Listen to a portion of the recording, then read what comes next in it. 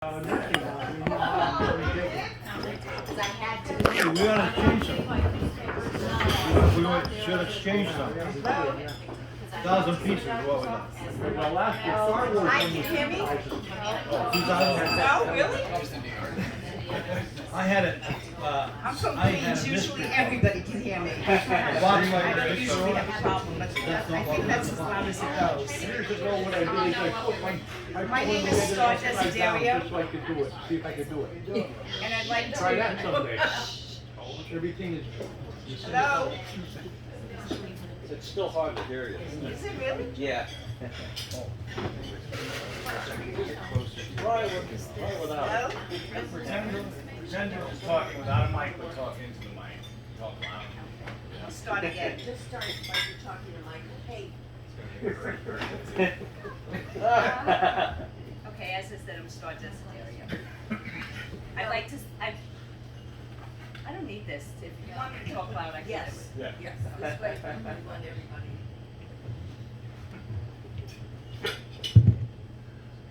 How's this?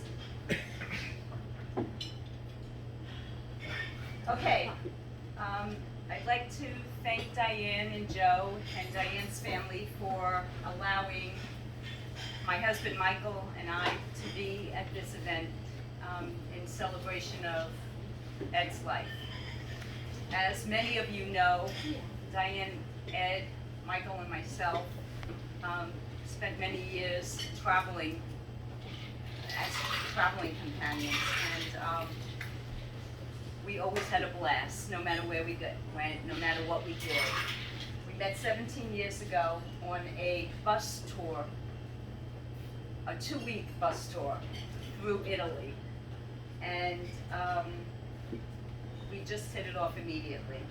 And we didn't become friends right away, we became family, like from the very first day. And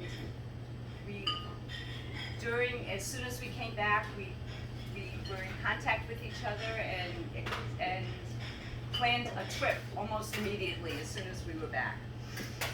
And over those 17 years and the many, many trips that we've taken, and they weren't always elaborate vacations where we went to Cancun, we went to the Dominican Republic, we went to many different places. It wasn't always that. It was sometimes just visiting each other's at each other's homes, and the Jersey Shore, Stone Harbor, which was a very, very funny story.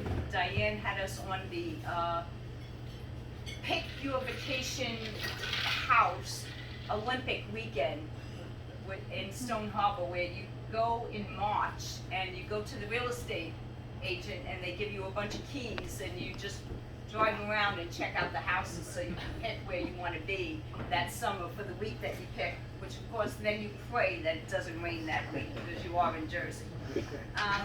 But it was a very successful trip and it didn't rain that weekend. Over those many years, we learned a lot about Ed, and these are just a few things that I'd like to throw out there. Ed was a wonderful, wonderful person, and like all wonderful people, he had his own little things, right? One of the things about Ed was he was a creature of habit, and no matter what, you had to do things the way you did things, not the way you want to do things. It was the way you did things before. And a simple example would be on vacation, we would sometimes make lunches to take with us to the beach. And we were, I believe, in Aruba, and we were going to have tuna fish for lunch. We were going to make sandwiches in the hotel room to take. And we spent a lot of time driving around looking for relish because Ed only ate tuna fish that had relish in it. But he was a creature of habit, so we had to do that. He loved the beach, as we all do. But he loved the beach, providing it came with a lot of shade. So when you're in the Caribbean island and you're looking for shade, there's very often not a lot of it. But Diane and I would very often be up at 6 in the morning going down to the beach to look for the perfect hut that had the most amount of shade that Ed would sit under all day long. He wouldn't walk to the water, he wouldn't walk anywhere, he would sit under the perfect hut or umbrella or whatever we ended up finding. But again, that was Ed. It was, he loved being with us at that beach, but it had to come with those kind of conditions. He was regimented, as many of us know, right? Lunch was precisely between 12 and 1 o'clock. It wasn't at 2:30 you didn't eat lunch, you waited for dinner. If you hadn't had lunch by 2:30, it was now going to be dinner time, okay? And you didn't eat lunch before that. He never stopped reading a book unless it was at the end of a chapter. And we had this wonderful joke, my husband and I, now, because whenever we were away and we would say to Ed, hey, you want to go to have lunch now, or you want to take a walk, or you want to just, sure, as soon as I finish this chapter. And thank God Ed read very quickly, because we all know that he loved books and he read very, very often. But we'd all be standing around waiting for the chapter to be over, and that was Ed. He was a man of very few words. You'd often ask him a question that you expected some sort of answer to, and he said, yep. Oh, no, not really. But never very much more than that. He didn't feel that he needed to communicate with a lot of unnecessary noise. It was, he told you what he wanted you to know, and that was it, or how he felt at the moment. He was impatient, always impatient, but never in a bad way. Never mean to people, never inconsiderate, just impatient. And we mentioned this last night. Some of us were together, and I believe we were in Aruba at a restaurant, and you know, the open air restaurants, and we walk into the restaurant, and there's a line of 10, 15 people, whatever, waiting to be seated. And as soon as Ed walked through the door and happened to notice on both sides that there were available tables, I don't think we were there 2 minutes before he said, why aren't we sitting down? There are tables all over here. And we had to say, well, because there's people ahead of us, Ed. We're going to wait for them to sit down. He didn't like to wait. When he was ready to move, we moved. When it was time to leave the beach, it's time to leave the beach. When it was time to do anything, it was time to do it. You did it. He was funny in how he lost things often, right? Anything that he seemed to be holding, he seemed to lose at times, right? Keys, the towel that he was holding, a bag that he was holding. But he was most famous for losing his hearing aids. And as you know, hearing aids are pretty expensive, so Diane would always be like, we have to stop and look for Ed's hearing aid. And I remember a visit to their home in Clark Summit, where we were staying for the weekend, and Ed came out of the master bedroom and said to my husband, Michael, Mike, you need to help me, we have to take the sink apart.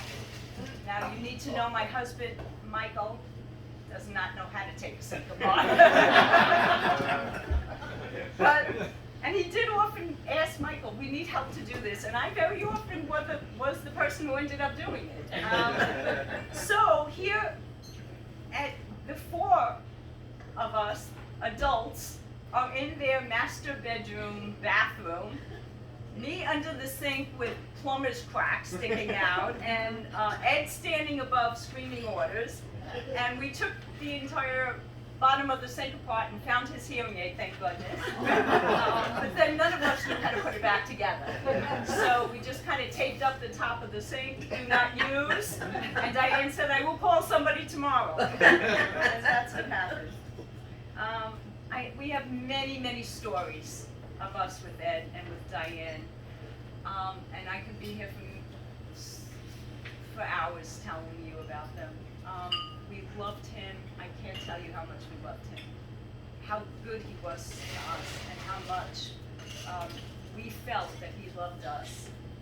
He loved life. He loved his family. He loved his friends. But most of all, what was so obvious and apparent was how much he loved Diane. Absolutely adored that woman. And while he would complain about her hours-long shopping and her working all the time and constantly on the phone, he absolutely adored her. And it just showed. When she walked into a room, he absolutely lit up. And it was heartwarming to see.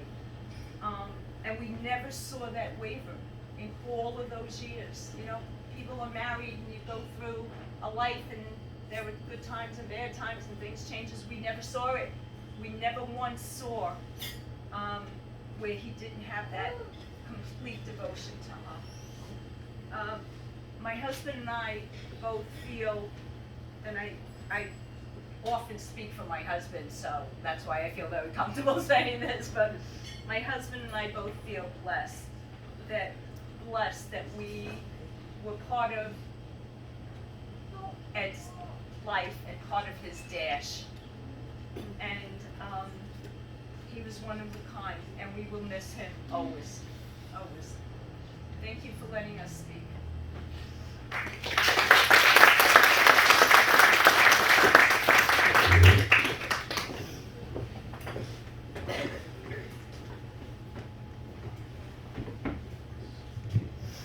Well, we'll give this one more try. In any case, is that better? There it is. There it is. Ask a musician. I know about microphones. So. Angie, my wife Angie, and I go back quite a ways with Diane, and so I think it was when we were trying to sell our first home.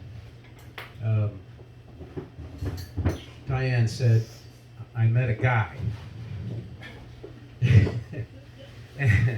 and so that was like 30 years ago, think it or not, but I met a guy. And over the years, of course, we got to know Ed quite well, and I think the description was pretty accurate, but he was really a great guy. We had the opportunity to travel with Ed and Diane to Punta Cana 2 years ago, was it? Almost 3 years ago, and Jeff and Sandy Feather, who were in the back of the room, were with us as well. Now, Ed was a pretty proud guy, as you know, and as we were leaving after 10 days of fun in the sun and finding shade,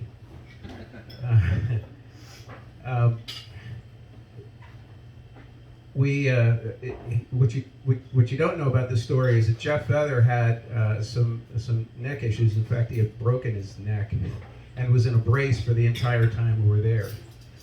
And I had just come out of knee replacement surgery some 4 or 6 weeks before that. And what Ed didn't know is that we paid off a guy to get a wheelchair with Jeff's neck in a neck brace and me limping along with my knee replacement. And he wasn't having any part of it. So finally Sandy said, "Get in the chair." And as a result of him finally taking a bit of instruction, we actually got to the front of the line, and much to the chagrin of a lot of people who were there, we got through the customs part of it and onto the airplane ahead of most of the other people in the entourage that was there. So we've had a long friendship with Ed. I was honored to call him a friend. Certainly will miss him. And Diane, I want to thank you for giving us the opportunity to talk today, but certainly will miss Ed. Thank you.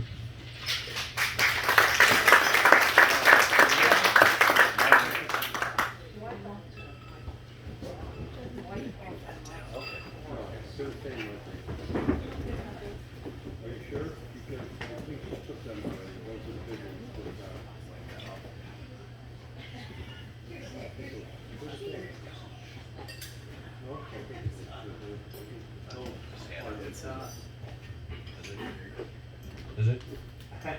You sure it's on? Oh, yeah. I actually asked for a teleprompter. This is the best I can do, I guess. She's on a budget now.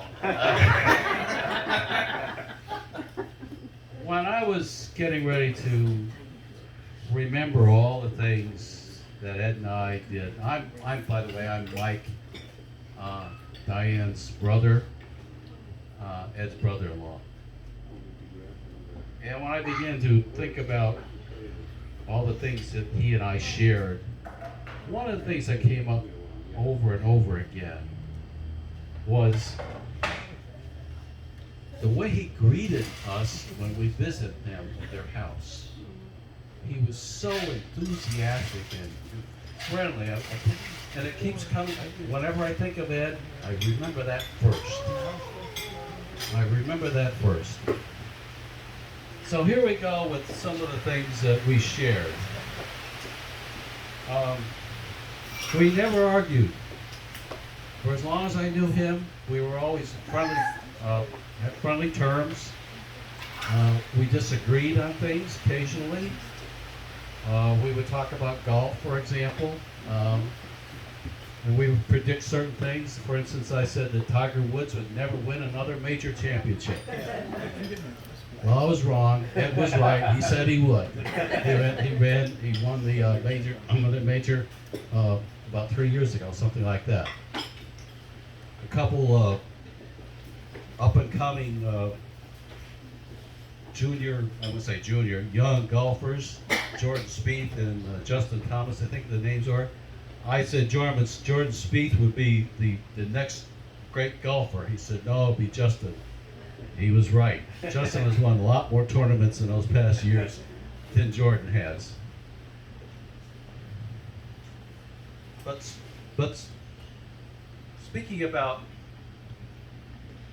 not disagreeing, one time we were talking about, I don't know what we were talking about, but I told Ed, I said, you're my favorite brother-in-law.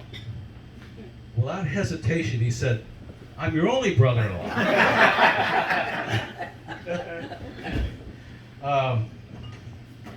He had a great steak recipe. And unfortunately, he didn't share it with us until about 5 years ago. And very simple, but he would come to our place and we would make these steaks and all that. But finally, he said, I got a good recipe for you. He was right. And it was very simple. Salt, pepper, and onion salt, I guess, but you had to grind it in there somehow. Navigation. He was like a human GPS. We would ride anywhere one time, and Ed remember that, okay? We were at the beach this one time, and we had this route that we took to the beach, and for some reason I was taking a different route, and as we went past the usual turn, Ed said, you missed a turn. I said, well, it was intentional, Ed, we're going a different direction. But no matter where we went, he was great with navigation.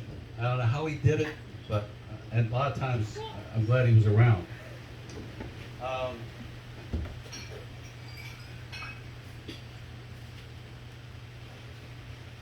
We all know how Ed liked to watch TV.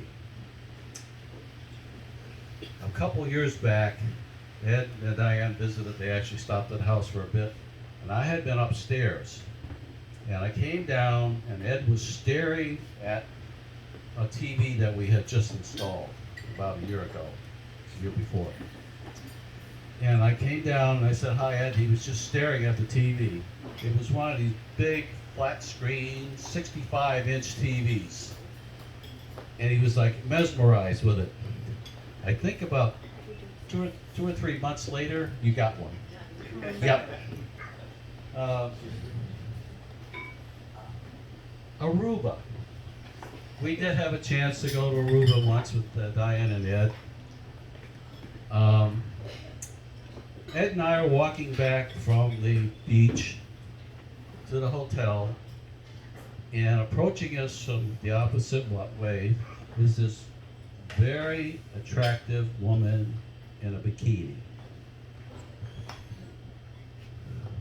As we got close together, she stopped and said hello, and I said, hi, how you doing? We obviously knew each other. And Ed just stood there kind of looking, wondering what's going on here. And we just, exchanged pleasantries. She said, how's the weather? What are you doing today? That kind of thing. And we went on our way. We walked about 4 or 5 feet, and Ed turned to me and said, who was that? And well, here's the rest of the story, as the broadcaster Paul Harvey used to say. Obviously, this is the first time I've ever been in Aruba. I didn't know anybody. I obviously knew this woman in a bikini. The day before we got Aruba, you would have to go and sign up for these chairs. And it was first come, first serve, or something like that. So we would take turns going down early in the morning to reserve these chairs. The day before I went down, I was reserving the chair, and this woman happened to be there, and we struck up a conversation. So obviously nothing between us. But I just can imagine what he was thinking there when we first met. The things that went through his mind, like, who is she? How does he know her? And all that. Nothing so salacious. Lastly, I was a radio operator in the government. Not a ham radio operator, but a radio operator. And we have a group now of retired radio operators, and like many of us, our friends are passing away. And we have a saying, and I don't know if it's true in the ham radio operators, but silent key, SK. I just have to say it in SK in Morse code is did-it-it, da-da-da. And I say did-it-it, da-da-da, Ed. Silent key.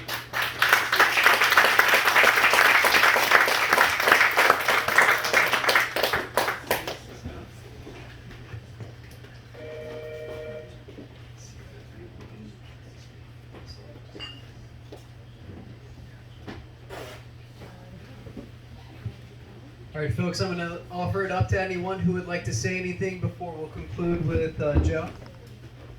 Oh, dang.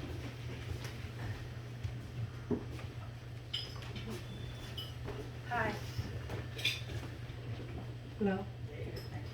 Keep it close. Is that better? Hi, my name is Diane Madursky. I'm Ron Madursky's wife, and Diane's my sister-in-law, and I'm really happy to be part of this family. And Ed, really close to me, and I always called him my man.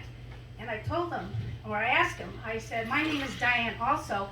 I said, are you going to get us mixed up? And he looked at me and goes, not really. And so we would always teach each other. I'm retired now, but I was a high school business teacher, department chair, and I worked in computers and things. And so Ed came to know that I was the techie one. But I remember the year that Diane and our mother-in-law passed away. So I had come up here to be with her and to help and help with that process. And it was in December, and I had grades that were due. And so I had brought my computer with me because we had to put the grades online. So I asked Ed, I said, can I have your password and your user ID to your network system at the house? And his eyes went, what? And he was like, no. And I said, why? I said, they're not the nuclear codes. I said, I'm not going to give it to anybody. I just need to get online so I can finish putting my grades and stuff in. And so he kind of walked around the house a little bit, and he goes like this to me, and he takes me up to his office, and he said, you can use my computer. And yes, it's kind of slow, but yeah, it works. So I sit there and I put my grades in. And about 8 years later, we were at the house, and we were talking about movies, and he was a big movie buff, and he would order his movies on the CD by mail, in addition to circling in the TV guide all of the shows that he wanted to watch for the coming week or the coming month. And so we were talking about Longmire series that we were watching on Netflix, and he was wondering how he can get that. And so I said, well, we have the Fire Stick, and you have access to a lot of movies and a lot of programs on the Fire Stick. So he looked at me and I said, well, if you like, I said, I can get you hooked up. And so he goes, and I said, well, tell you what, Ed, we always exchange gifts at Christmas time. And so I said, I'll just get it to you early. I said, we can go down to a store and we can pick it out and I'll get you all hooked up. And he goes, really? And I said, yeah. So all the rest of the family left and he was with me. So he got me in his car, he took me down to Best Buy. He didn't want to walk right next to me, I guess. I don't know, maybe it was from that girl that was in the bikini. Anyway, I went in the store, I picked it out, we got back in, and I came home. It took us 2.5 hours, but I said, Ed, well, I'm going to need a credit card and all that kind of stuff. And he goes, fine. So he got his wallet out, he gave me the credit card, he gave me his driver's license and everything else, and I go, woo, 8 years. Back. And so we got him all set up. He canceled his subscription to the CD, wherever place he was getting it from. And he, as far as I know, he really, really loved that. But that's my story about Ed, and I'm going to miss him. Yeah.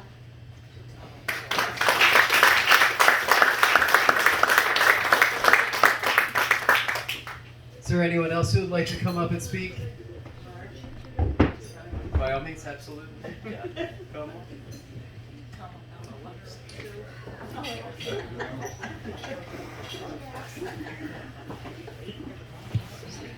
Yes, ma'am. Okay. I'm Carol Tisdale, was Diane's partner, and for many years, partner in crime, what should I say? Anyway, can you hear me? No, can't hear me. Now? Yeah. There? Okay. Nobody has told the golf story, I don't think.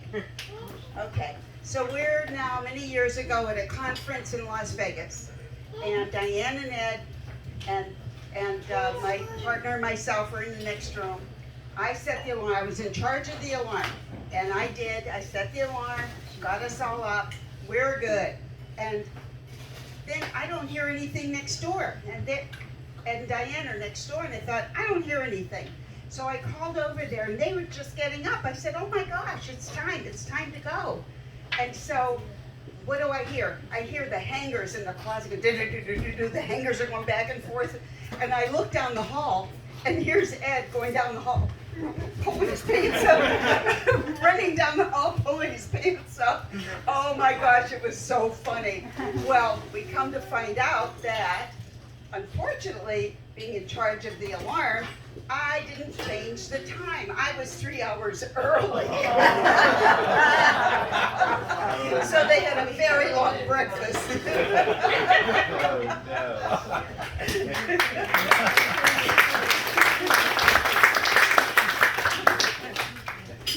Carol, you're lucky to tell the tale. Oh, yes. Is there anyone else who would like to come up and speak? I was told to ask for a Marge. And I'm getting... It's you.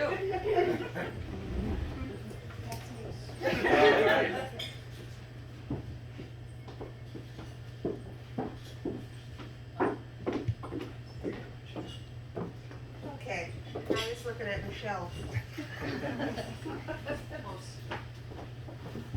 There you go. I met Ed probably about 20-some years ago when I was introduced to the entire Classic Properties. I was petrified because I had to go to my first Christmas party, which was at the Green Ridge Club, and you had those little Christmas exchange presents. I got a teacup. Ed was the first one that welcomed me, took me to his table, reassured me that everybody I thought that was mean and nasty really wasn't. I was petrified of Diane. He told me I shouldn't be. He would discuss it with her. I will never forget how warm he made me feel, how welcome he made me feel. And every party after that, the first thing I would say to Diane is, "Where's my Ed? I need to hug him, and I need to sit with him."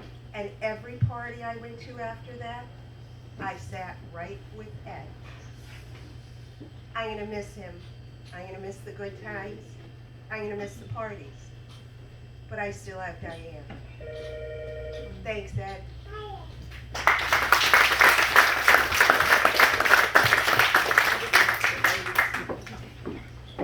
Would anyone else like to say anything? Joe, I think you have the floor, brother.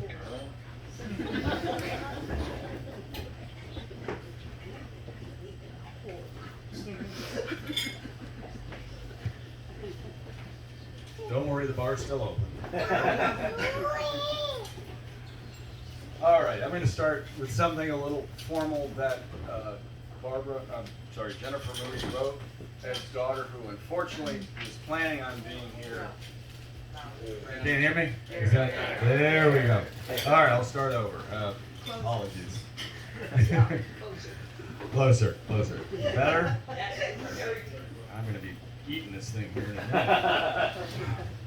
Anyway, as I was saying, Jennifer, Ed's daughter, unfortunately, who was planning on being here today, could not because of some unfortunate medical issues. She has to have surgery next week, and her condition prevents her from traveling. But she was kind enough to prepare something for me to read to you all, some reflections about her dad, and so I do want to read that first to everyone. Okay. It is with my deepest regret that I am unable to attend the services for my father due to recent exposure to COVID-19 and the recommendation that I isolate for 14 days, in addition to an unplanned surgery. I honestly almost did not let anyone know about this, but could not take the chance of carrying this awful illness to a large gathering. The love and pride I have for my father is second to none, and I want to make sure that everyone at his celebration knows how much this is killing me not to be here. There have been a few times in my life when I had an accident or a serious illness that I have vivid memories of my dad always being there. He has always been a very private man, and I think that sometimes people did not know how deep his feelings truly ran. After a car accident at age 17, I woke up in the ICU to him crying at my bedside. In 2016, when I had a very nasty back surgery, Dad and Diane flew down for me. I remember Dad at the dining room table covered with pills and directions from the doctor and getting me on a, quote, schedule. One night I screamed in the middle of the night for help, and he ran out of the bedroom straight into the wall because he was half asleep. 2 days after surgery, Diane came into my bedroom in a bathrobe with a shower cap and told me, "The party's over, we're taking a shower." I'm sure I don't need to tell everyone this, but all the meals that she cooked to help my appetite and get me back on my feet were just the thing. I think I got my you are there for family no matter what from my father, and have been so blessed that both Dad and Diane have shown me that kind of love. Personality-wise, I believe I'm just like my father. He was a troubleshooter that could figure just about anything out, didn't have much tolerance for nonsense, and was punctual to a fault. One time we had a dinner reservation and were in the car trying to program the GPS. Diane was having trouble finding the address, and all of a sudden he slams the car into reverse, peels out of the driveway. I said, "Dad, where are you going?" His answer, "I don't know, but we're going to be late."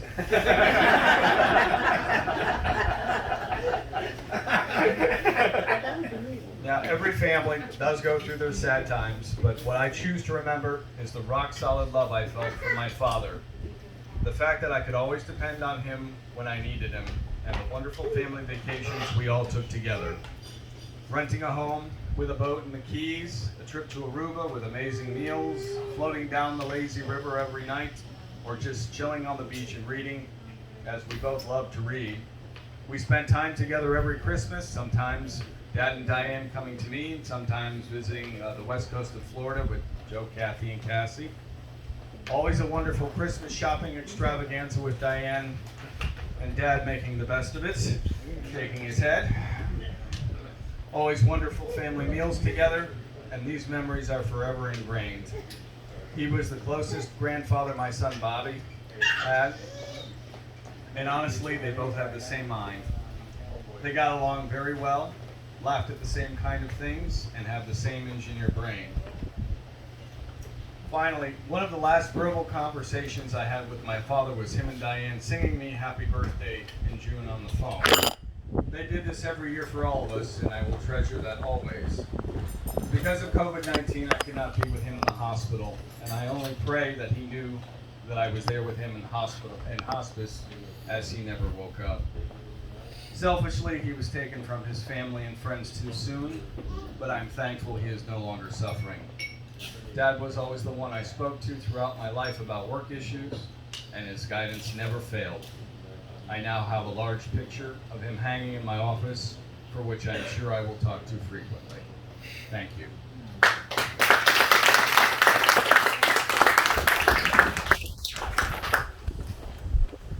Okay, I guess that leaves me.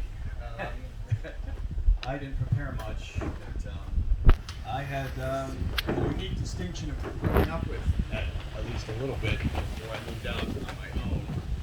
I'll tell you a little bit about the first time I met Ed Booty. I was 15, coming home from a date with my girlfriend, maybe 10:30. Now at the time, my mother was no less of a workaholic. She was doing her 12-hour days and would typically be in bed by 8 o'clock after she had her bourbon and Coke. That was usually when I asked for the car keys, money, that sort of thing. But that's another story. This night I came home and it was maybe 10:30, maybe 11 o'clock, too late, and the lights are on. Hey, that's strange. And I open the door and walk in, and I hear laughter coming from the dining room. Well, nobody goes in the dining room unless we have company, and like really loud laughter. And I walk in, and there's my mother all dressed up, sitting next to this man I had no idea who, with cocktails, and it was unique, needless to say. And I don't know what he gave her to keep her up past 8, but she's been going ever since. So, and from that time on, you know, Ed, he became a staple in my life. He never tried to be my dad, but he was always there to support and give advice when I needed it. Sometimes when I didn't want it, but probably still needed it. I do remember that everybody's kind of talking about his mannerisms and how he was short to verbalize. Well, we all remember when Ed had his stroke years ago, and I remember that he was having a hard time speaking. Yeah, it was difficult for him to speak, you know, as he was going through rehab. And I remember, I think they would typically come down to Florida every year for the holidays and visit. And Mom would pull me aside. She said, so he's learning how to say certain things. And I said, well, what do you mean? And she said, well, when it comes to food, you know, this is how you know if he likes it. I said, okay. And she said, so if he likes it, he'll say, wonderful. He's got wonderful down. But if he didn't like it, but he didn't want you to know, he said, yeah, it's okay. And so, am I right? And so that's how we knew after Ed had a stroke what to feed him, what worked and what didn't. So, obviously my mom is a very successful woman around town, and I know growing up that, you know, you always hear about, you know, behind every successful man, there's always a strong woman. Well, I think in this case, although Ed certainly had so many successes on his own, that my mom, you know, there was no one there that could support her more or help her be as successful and strong as she was without Ed, silently in the background, always there for her. And then finally, you know,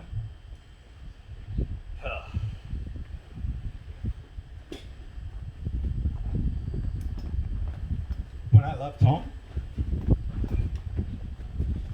I knew that she would always be in good hands. And for that, I'll always be grateful. Thank you.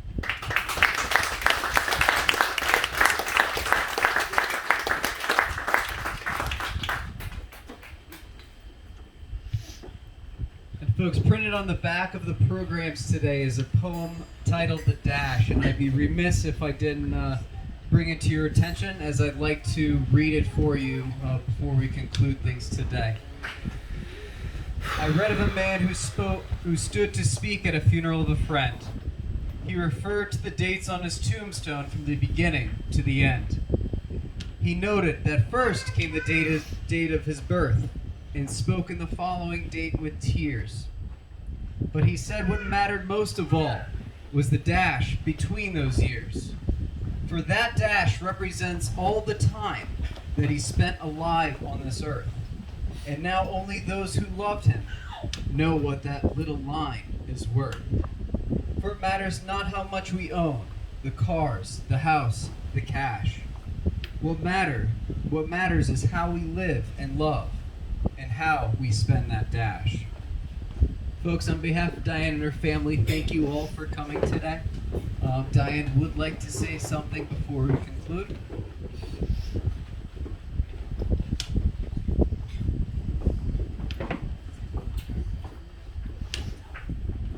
Okay. What can I say after all that? I will say, how do you get over Ed Boone? How do you have every day of your life a morning kiss and hug, an evening kiss and hug? And when he gets mad at you, he wouldn't just get mad at you. He would say, Diane, you know I love you. Do you know how much I love you? Don't do that again. How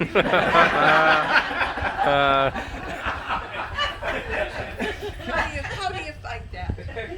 So that's all I can say. This white guy. Thank you for coming.